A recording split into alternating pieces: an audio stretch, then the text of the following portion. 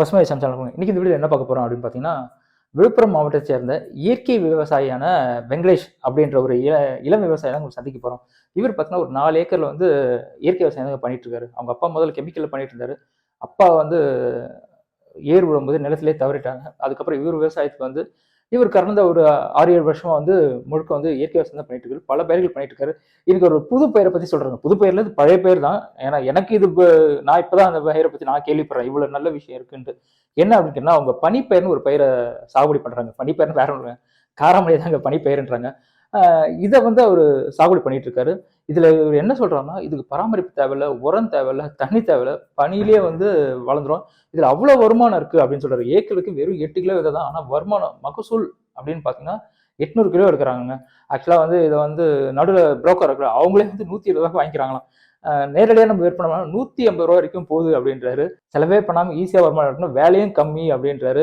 அவர் என்ன சொல்றோம்னா, என் குடும்பத்தை காப்பாத்துறதே இந்த பயிர் தான் அப்படின்றாரு. என்ன மட்டும் இல்ல, அந்த விழுப்புரம் ஃபுல்லா வந்து நிறைய குடும்பம் வந்து பிழைக்கிறதே வந்து இந்த ஒரு பனிப்பெயரால் தான் அப்படின்றாரு. மேலும் பல தகவல்கள் வந்து இந்த பனிப்பெயரை பத்தி சொல்றாரு. என்னென்ன தகவல்கள் சொல்றாரு அப்படின்றத இந்த வீடியோல பார்க்கலாம். வணக்கம் ஜி. வணக்கங்க. உங்க பேர் ஊர் சொல்லுங்க. என் பேர் வெங்கடேசன். விழுப்புரம் மாவட்டம் விக்கிரவாண்டி வட்டம். இது ஊர் வந்து பார்த்தீங்கன்னா டி ஆண்டிப்பாளையம்ன்ற கிராமத்துலேருந்து விவசாயம் பண்ணிகிட்ருக்கேங்க. எத்தனை வருஷமா விவசாயம் பண்றீங்க? 2020லேருந்து பண்ணிகிட்ருக்கேன். இயற்கை விவசாயம் தான் ஸ்டார்ட் பண்ணது, இயற்கை விவசாயம் தான். நமக்கு பூர்வீகமாகவே விவசாயம் தான். அப்பா பண்ணிகிட்டு இருந்தாங்க. அப்பா முன்னாடி இருந்தே விவசாயம் மட்டும் தான் பண்ணிகிட்ருக்காரு.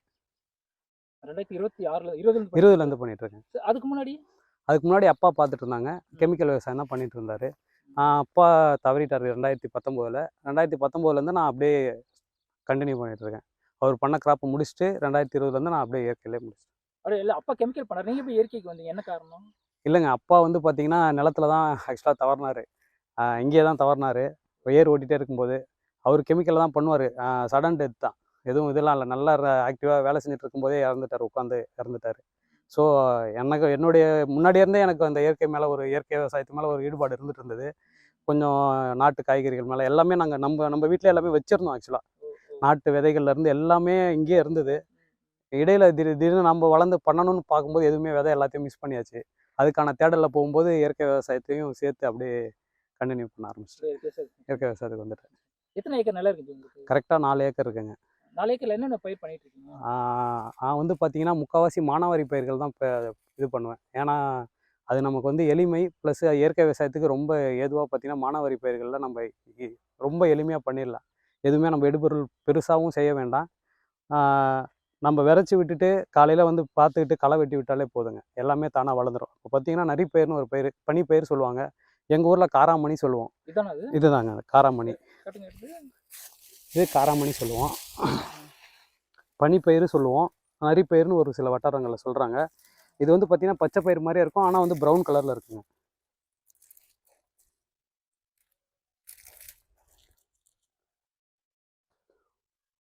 ப்ரௌன் கலரில் இருக்குங்க. இது ஒன்றும் இல்லைங்க, இது நம்ம ஆக்சுவலாக பிஸ்கட்டு அந்த கம்பெனிலலாம் எடுக்கிறதா சொல்கிறாங்க. இங்கே நம்ம வந்து பார்த்திங்கன்னா இருக்கிறதுல இது விலையும் கூடுதலுங்க. தேர்ட் பார்ட்டி நம்ம ஒழுங்குமுறை விவசாயத்திலே பார்த்தீங்கன்னா 120 ரூபா வரைக்கும் எடுக்கிறாங்க. அப்போ இந்த விலை 120, 130 வரைக்கும் எடுக்கிறாங்க. இது வந்து தேர்ட் பார்ட்டி எடுக்கிறவங்களே, வியாபாரி எடுக்கிறவங்களே. இன்னும் நேரடியாக விற்றீங்கன்னா 150 ரூபா வரைக்கும் விற்கலாம். நம்மளுடைய இதிலே 150 வரைக்கும் விற்கலாம். 1 கிலோ நான் சொல்கிறது. ஒரு ஏக்கருக்கு சராசரியாக எதுவுமே பண்ணலன்னா கூட 8 மூட்டை எடுத்துடலாம். 100 கிலோங்க. 800 கிலோ வந்துடுங்க சாதாரணமாக. இது வந்து நீங்கள் எதுவுமே பண்ண வேணாம். நம்ம பகுதியில் இங்கே கிட்டத்தட்ட விக்கிரவாண்டி, விழுப்புரம், செஞ்சி அந்த பெல்ட்டு ஃபுல்லாகவே இதுதான் பண்ணுவாங்க. இது திருவண்ணாமலையிலேருந்து இந்த பக்கம் வந்தீங்கன்னா இது பண்ணிடுவாங்க. என்ன காரணம்? இதுதானா?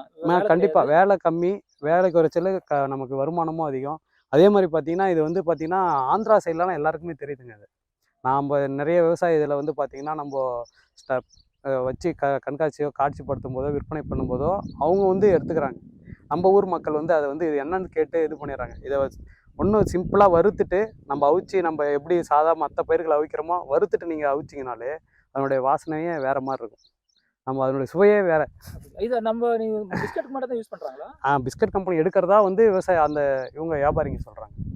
நம்ம எதுக்கு இதெல்லாம் இது பயன்படுத்தலாம்? நம்ம நார்மலாக பச்சை பயிர் எப்படி சாப்பிடுவோமோ, பச்சை பயிர் என்னெல்லாம் பயன்படுத்துவோமோ, சாம்பார் வைக்கலாம், வடை சுடலாம், நம்ம வீட்லேயே வடைலாம் செஞ்சு சாப்பிட்ருக்கோம். வறுத்து அவிச்சாலே சூப்பராக இருக்கும். சுண்டல், அந்த சுண்டல் அருமையான வாசனை இருக்கும். நிறைய பேர் இங்கே நம்மக்கிட்ட இருந்து வாங்கிட்டு போயிட்டு ஒரு அந்த ஃபீட்பேக்லாம் வந்து பார்த்தீங்கன்னா வேறு மாதிரி இருக்கும். அந்த அளவுக்கு நல்லா அந்த அளவுக்கு நல்லா இருக்குது. அவங்க வந்து இது என்ன பயிருன்னு கேட்டு மறுபடியும் நமக்கு இந்த வாட்டி இப்போ ஆர்டர் முன்னாடியே கொடுத்துட்டாங்க. அறுவடைக்கு முன்னாடியே ஆர்டர் இருக்குது நம்மக்கிட்ட. ஒரு 50 கிலோவுக்கு வந்து அவங்க இப்போ அந்த கஸ்டமர் ரெடியாக இருக்காங்க இப்போ. அந்த அளவுக்கு இதில் மவுசு இருக்கும். இருக்குது. அது சமைச்சு சாப்பிட்டு பார்த்துட்டாங்கன்னா அது டிஃப்ரென்ஸு தெரியுது. நம்ம எப்படி எப்படி இப்போ பச்சை பயிரில் எப்படி நமக்கு எல்லாருக்குமே தெரியுதோ அந்த மாதிரி இதையும் நம்ம கொண்டு போகலாம். ஆனால் எங்களுக்கு பெருசாக இது ஏன் போகலன்னா, வியாபாரிகளே விலையை அதிகமாக கொடுத்து எடுத்துடுறதால அப்படியே நமக்கும் இது எல்லாம் ரொம்ப லாபகரமாக வரக்கூடிய ஒரு பயிர். இதோட சாகுபடி முறை என்ன பார்க்கலாமா? கண்டிப்பாங்க. சரி, இது நீங்க எத்தனை ஏக்கர்ல பண்ணிருக்கீங்க? இது வந்து இப்போ கரெக்டாக 1.5 ஏக்கர் பண்ணியிருக்கேங்க. கார்த்திகை பட்டம் தான் இதுக்கான சிறந்த பட்டம். இது பேரே பனி பயிர் சொல்லுவாங்க. பனியில் மட்டும்தான் வளருங்க. மற்ற பயிர்லலாம் வந்து என்கிட்ட விதை வாங்குறவங்க வந்து பார்த்தீங்கன்னா, மஞ்சளுக்கு வந்து இதை பண்ணிட்டு மூடாக்கா பயன்படுத்திக்கிறாங்க. மஞ்சளில் விரைச்சிட்டு மூடாக்கா பயன்படுத்துறதுக்காக என்கிட்ட விதை வாங்குறவங்க இருக்காங்க. நம்ம விவசாயிகள், இயற்கை விவசாயிகள், கோயம்புத்தூர் சைடு, அந்த எங்கள் சேலம் சைடு அங்கெல்லாம் எங்கெல்லாம் மஞ்சள் நிறைய பண்ணுறாங்களோ அவங்க இதை விரைச்சிட்டு அப்படியே அறுத்து அப்படியே விட்டுருவாங்க. இது வந்து பார்த்தீங்கன்னா கொடி மாதிரி, இப்போ நீங்களே பார்த்தீங்கன்னா தெரியும், கொடி மாதிரி படர்ந்து படக்கூடியது. அப்படியே அறுத்து அப்படியே விட்டுருவாங்க. இது வந்து பார்த்தீங்கன்னா அவ்வளோ மணி சத்து உள்ளது, தழை சத்து உள்ள ஒரு இது. முன்னாடிலாம் இப்போ நாங்கள் இன்னொரு ஃபார்மில் வந்து பார்த்தீங்கன்னா உளுந்து போட்டிருக்கோங்க. இப்போ அதை அப்படியே அந்த உளுந்து தோலெல்லாம் களைச்சி விட்டு அப்படியே மடக்கி ஓடிடுவாங்க. வேறு எதுவும் அடி உரம் பெருசாக கொடுக்க மாட்டோம். இருக்கிறதுலே கரிம சத்து தான் வந்து பார்த்திங்கன்னா நமக்கு மண்ணுக்கு தேவை. அதில் இருக்கக்கூடிய ஒரு மிகப்பெரிய ஒரு இது. இப்போ இந்த அடுத்த பட்டம் வந்து பார்த்திங்கன்னா நான் வைகாசியில் எள்ளு விரைச்சிருவேங்க. வருஷத்துக்கு ஒரே முறை தாங்க பண்ண முடியும். கார்த்திகையில் விரைக்கணும். இப்போ அறுவடை பண்ணிடுவோம். சித்திரையெல்லாம் அறுவடை பண்ணிடுவோம். இதில் ரகங்கள் எதனா இருக்கா? இல்லைங்க, இது ஒரு ரகம் தான். இப்போ டெவலப் பண்ணி கொஞ்சம் பெருசாக கொஞ்சம் பண்ணுறாங்க. அது வந்து அதுவுமே வந்து பார்த்தீங்கன்னா இன்னும் இப்போ வரைக்கும் இதில் வந்து எதுவும் ஹைப்ரிடோ எதுவுமே வரலங்க. இருக்கிறது இது மட்டும்தான். இது நம்மளது பயிர் வந்து பார்த்தீங்கன்னா பார்த்தாலே தெரியுங்க. இது நாட்டு பயிர் வந்து பார்த்தீங்கன்னா. நீங்கள் எத்தனை வருஷம் பண்ணிட்டு இருக்கீங்க இதை? இது எங்கள் அப்பா கிட்ட இருந்து இந்த விதை என்கிட்ட இருக்குது. நாங்கள் வருஷம் இது வந்து எங்களுக்கு கை கொடுக்கக்கூடிய ஒரு பயிர் இது. அதனால் இது நான் அப்பா என்ன விதை வச்சுட்டு போனாரோ அதை நான் வச்சுருக்கேன். ஆமாம், எல்லாமே என்கிட்ட அப்படி தாங்க. இப்போதைக்கு நமக்கு நாட்டு ரகம்னு தெரிஞ்சு மாற்றினது பார்த்தீங்கன்னா நான் கேழ்வரகு மட்டும்தாங்க மாற்றிருக்கேன். மீதி எல்லாமே நான் நம்ம வீட்டு ரகம் தான். அதே மாதிரி எள்ளு மாற்றிருக்கேன். எள்ளு வந்து கல்லேரி எள்ளுன்னு ஒன்று வச்சுருக்கோம். அது மட்டும் தான் நம்ம மாற்றிருக்கு. நீங்கள் எல்லாமே நாட்டு ரகம் தான் பயன்படுத்துறீங்களா? ஆமாங்க. நான் முக்கால்வாசி நம்ம அதில் இயற்கை விவசாயத்துக்குள்ளே வந்துட்டோம். தேடினதே நாட்டு காய்கறிகள் தான் முதல்ல நான் தேடினது. அதனால் பண்ணும்போதே நாட்டு ரகமாகவே பண்ணிடுறதுங்க. எள்ளுலேருந்து, உளுந்துலேருந்து, பச்சை பயிர்லேருந்து எல்லாமே நாட்டு ரகம் தாங்க. இந்த பயிருக்கும் நீங்கள் இன்னும் ஒரு ரகம் இருக்குது. அது கொஞ்சம் மோட்டாக தெரியும். பக்கத்தில் வேறு ஃபார்மில் இருக்கும். நாங்கள் என்ன காட்டுறேன். இதே பயிர் தாங்க. இதே பயிர் தான் பண்ணுவாங்க. அது நாட்டு தான். அது வந்து ஆனால் அது மட்டும் அவங்க ஆனால் இதில் தான் வாங்குவாங்க, கடையில் தான் வாங்குவாங்க. அதில் இதில் வரைக்கும் யாரும் ஹைப்ரிட்னு எதுவும் ரகங்கள் இப்போ கல்லூரி பேரை சொல்லி எதுவும் ரகங்கள் எதுவும் வரலைங்க. 32, 42 எதுவுமே இல்லை. இது எல்லாமே பனி பயிர் மட்டும்தான். சரி, ஓகே. இப்போ இந்த பயிர் பண்ண போறீங்கன்னா முதல்ல நிலத்தை என்ன பண்ணணும்? எதுவுமே பண்ண வேணாங்க. ஏர் மட்டும் ஓட்டி விரைச்சிட்டிங்கன்னா இப்போ மழை வருங்க. நம்ம கார்த்திகை மாதத்தில் ஒரு மழை வரும் கண்டிப்பாக. நாங்கள் வந்து பார்த்திங்கன்னா தீபத்தை பார்த்துட்டு விரைப்போம். தீபத்தப்போ கண்டிப்பாக மழை வந்துடுங்க.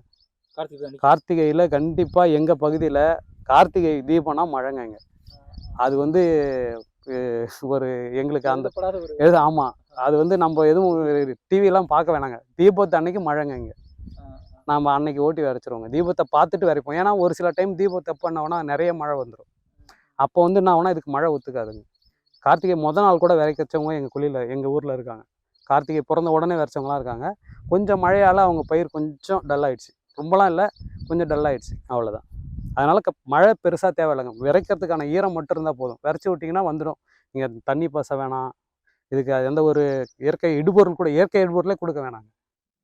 இது எதுவுமே பண்ணாதுங்க. இது இயற்கை இடுபொருளே இது வரைக்கும் பார்க்காத ஒரு பயிர். ஆமாம், பூச்சி தாக்குதல் இருக்கும். இப்போ இதே தாக்கின பயிர் தான் இது. தாக்கியே இந்த அளவுக்கு வரும். இது வருது. இது இப்போ நான் இதே இடுபொருள் இதுக்கு முன்னாடி வருஷம் கொஞ்சம் இடுபொருள்லாம் கொடுத்தேங்க. அதில் வந்து பெருசாக தாக்குதல்லாம் எதுவும் இல்லை. ஆனால் அதுலேயும் பார்த்தீங்கன்னா கொஞ்சம் இதை விட கொஞ்சம் கூடுதலாக கிடைக்கும், அவ்வளோதான். ஒன்றும் நம்ம பெருசாக எதுவும் பண்ண தேவையில்லைங்க.